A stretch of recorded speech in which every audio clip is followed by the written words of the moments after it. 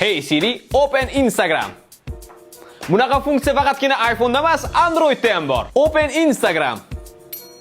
Open Telegram. Lock screen.